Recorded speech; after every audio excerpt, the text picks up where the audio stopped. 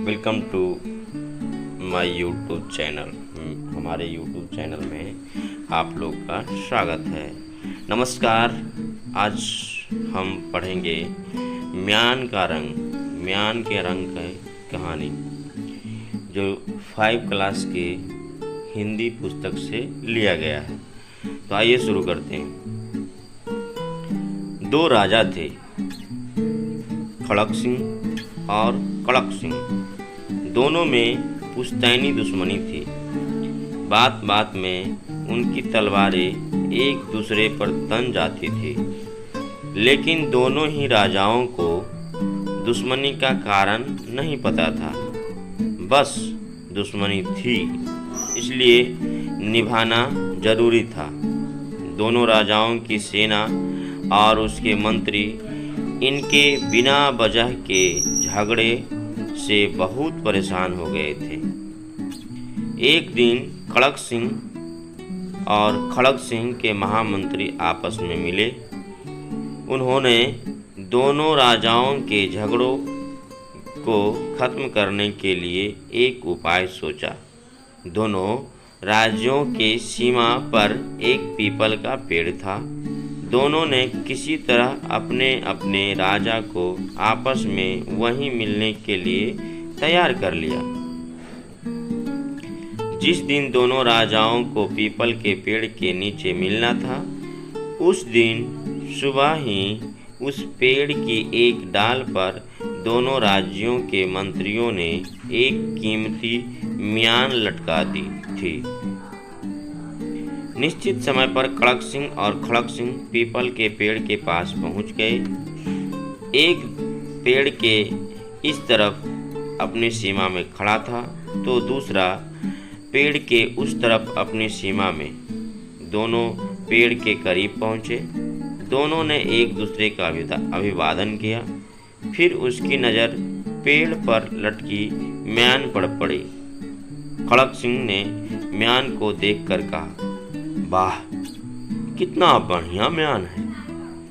लाल रंग के इस म्यान में जड़े रत्न इसकी खूबसूरती को और अधिक बढ़ा रहे हैं। कड़क सिंह ने कहा, क्या कह रहे हो खड़क सिंह? म्यान बहुमूल्य जरूर है, पर यह तो सफेद रंग का है और इस पर मोती जड़े हैं। खड़क सिंह को गुस्सा आ गया।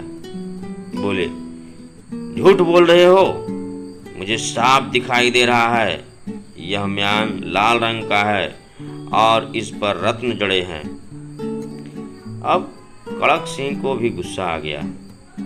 वह भी तेज स्वर में बोले, लगता है तुम अंधे हो गए हो या फिर दुश्मनी छोड़ना ही नहीं चाहते हो। मैं कह रहा हूं कि म्यान सफेद है और इस पर मोती जड़े हैं। मुझे लगता है कि तुम लड़ने के लिए ही मुझे बुलाया है।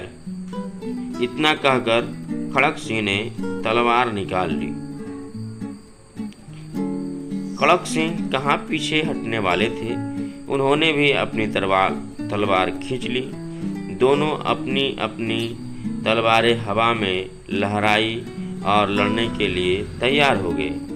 वे जैसे ही एक दूसरे पर वार करने के लिए आगे बढ़े, वहां छिपे दोनों राज्यों के महामंत्री सामने आ गए। बोले, राजन रुकिए। लड़ने से पहले हर पहलू पर विचार कर लेने में ही समझदारी है। क्या मतलब?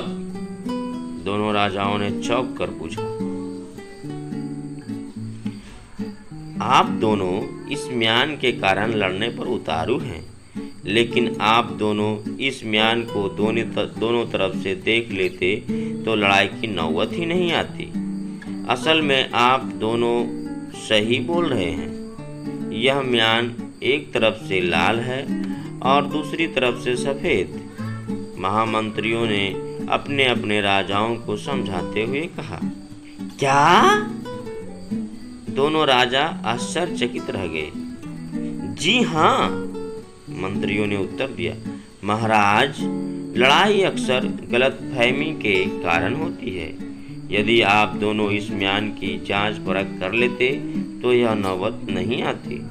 अब दोनों राजाओं को अपनी अपनी गलती का एहसास हुआ। उन्हें अपने महामंत्रियों की बात समझ में आ गई। उस दिन के बाद दोनों ने प्रण लिया कि वे भविष्य में कभी नहीं लड़ेंगे। तो बच्चों, इस प्रकार मंत्रियों की सूझबूझ से दोनों राजाओं की पुश्तैनी दुश्मनी समाप्त हो गई।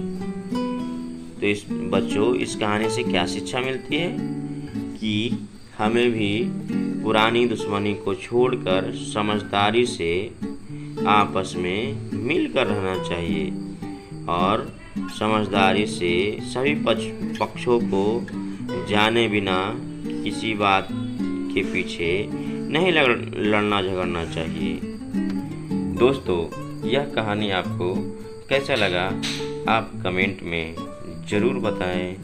आपको कहानी अच्छा लगा है तो आप चैनल को सब्सक्राइब करें, लाइक करें और वीडियो को अपने दोस्तों को अवश्य शेयर करें। धन्यवाद।